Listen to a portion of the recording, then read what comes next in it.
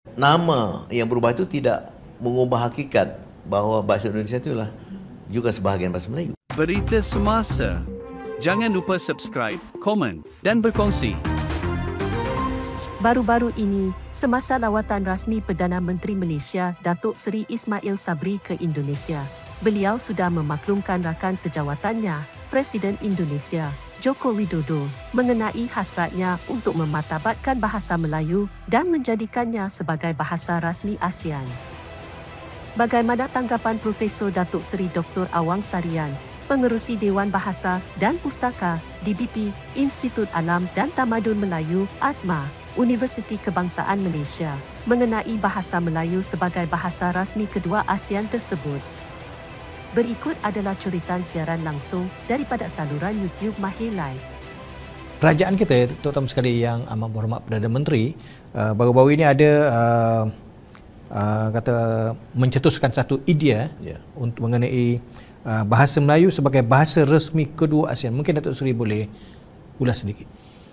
Ya, gagasan itu gagasan yang sebenarnya merupakan satu kelanjutan daripada usaha sejak tahun 1980-an. Gapena di bawah pimpinan Tan Sri Allahyarham Tan Sri Ismail Hussein sebagai contoh sejak tahun 80-an sudah berusaha mengangkat bahasa Melayu sebagai bahasa ASEAN. Dan perjuangan ini berterusan. Alhamdulillah Yang Berhormat Perdana Menteri kita mengangkat semula perjuangan ini berdasarkan realiti atau kenyataan bahawa bahasa Melayu adalah bahasa terbesar di Asia Tenggara. Jumlah penutur lebih kurang 300 juta. Sekitar 40% lebih. Artinya penutur yang berada di Asia Tenggara faham. Dan negara yang utama dalam ASEAN pun Indonesia, Malaysia, Brunei Darussalam, bahkan Singapura, semua meletakkan bahasa Melayu sebagai bahasa kebangsaan masing-masing. Kita ada rakan-rakan dari Kampuchea sebagai contoh, Laos, Myanmar, Vietnam, mungkin Papua New Guinea atau Timor Leste. Itu sebenarnya juga sebahagiannya ada penduduk yang memang dapat bertutur bahasa Melayu.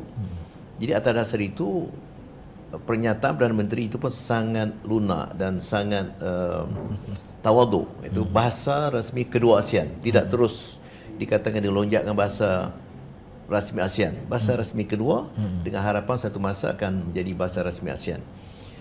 Dan ini sebenarnya suatu pernyataan yang berdasarkan, saya katakan, realiti penerimaan. Kerana seperti kata Yang Berhormat Perdana Menteri kita, negara-negara lain pemimpin ini bercakap dalam bahasa masing-masing. Laos, Kampuchea, bahasa Khmer, bahasa Vietnam. Jadi mengapa tidak bahasa Melayu termasuk yang dikatakan bahasa Indonesia itu diangkat menjadi salah satu bahasa utama ASEAN. Dan soal ini timbul barangkali salah faham ataupun boleh saya katakan terus terang sebagai sentimen kenegaraan. Yang dikatakan bahasa Indonesia itu asalnya bahasa Melayu, dan ini diakui oleh almarhum Presiden Soekarno, Profesor Muhammad Yamin, antara yang menggerakkan kebangkitan kemerdekaan negara Indonesia. Dan dalam Kongres Bahasa Indonesia kedua di Medan sebagai contoh, itu tahun 54 masih disebut yang dikatakan bahasa Indonesia itu ya asalnya bahasa Melayu, tapi dia robah menjadi bahasa Indonesia atas kebangkitan nasionalisme untuk keutuhan politik entiti politik Indonesia. Saya tak ada masalah dan sangat menyokong, sangat mendukung semangat nasionalisme yang kuat, kerana mereka berdasar pada Sumpah Pemuda pada 28 Oktober 1928. Kami pemuda-pemuda Indonesia ya mengaku kami bertanah air satu, negara Indonesia. Berbangsa yang satu, bangsa Indonesia. Berbahasa yang satu, bahasa Indonesia. Itu keselarasan dan soal pernyataan semangat kebangsaan. Tetapi dalam hal yang dikatakan fakta bahasa, fakta linguistiknya, nama yang berubah itu tidak mengubah hakikat bahawa bahasa Indonesia itulah juga sebahagian bahasa Melayu. Jadi kalau di pihak Indonesia ada keterbukaan sedikit untuk bagi saya istilah itu boleh saja kita berkompromi. Kita ada pengalaman dalam Majlis Antarabangsa Bahasa Melayu MABM yang digerakkan pada tahun 2000, pendukungnya Malaysia, Indonesia, Brunei Darussalam. Dan ketika itu kita menggunakan istilah bahasa Melayu Sempang Indonesia. Dan ini bagi saya satu jalan tengah, kompromi yang boleh diambil dengan tidak membuang nama bahasa Indonesia, tapi jangan juga membuang nama bahasa Melayu. Apa salahnya bahasa Melayu Indonesia? Itu satu. Dan bagi saya kita harus juga menghormati pandangan pemimpin tertinggi negara Indonesia.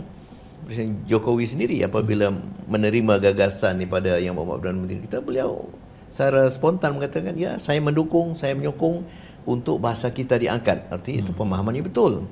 Tapi yang lain saya kira itu bukan tidak faham, tetapi mungkin soal sentimen kenegaraan. Bagi saya itu bagus dalam semangat nasionalisme, tetapi jangan kita lupakan atau kita nafikan bahawa bahasa Indonesia itu sebahagian dari bahasa Melayu. Kita bekerjasama bersama-sama mengangkat bahasa kita bersama, bahasa serumpun. Ya. Tok Sri, gagasan yang dibawa oleh Yang Amat Berhormat Perdana Menteri mengenai perkara ini, bahasa resmi kedua ASEAN ini, bukan sesuatu yang mudah nampaknya. Betul. Bagi Datuk Seri, apakah halangan-halangan dan bagaimana misi ataupun gagasan ini boleh menjadi kenyataan?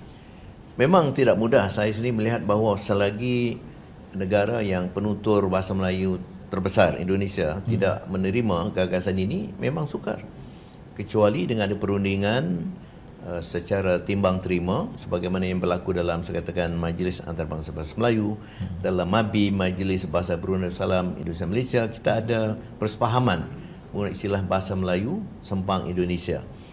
Kalau demikian, perundingan saya kira perlu digerakkan terus menerus dalam semua kelompok. Ada juga kelompok di Indonesia yang ikut serta dalam gagasan ini. Artinya bukan semua orang Indonesia menolak. Betul. Sebahagian, tetapi tidak memperbesar kelompok yang ingin bersama ini. Kita memerlukan waktu sedikit. Kalau itu dapat diselesaikan, saya kira insya-Allah tidak ada halangan lain. Kerana saya kira negara-negara ASEAN lain, anggota yang lain seperti Kampuchia, Vietnam, Laos, Myanmar itu tidak mungkin akan menolak gagasan kita, kerana mereka juga melihat kewibawaan bahasa Melayu yang didukung oleh Indonesia, Malaysia, Brunei Darussalam, bahkan Singapura juga meletakkan bahasa Melayu sebagai bahasa kebangsaan. Jadi diperlukan perundingan berterusan. Terima kasih kerana menonton. Jangan lupa untuk berkongsi dengan rakan-rakan di semua media sosial.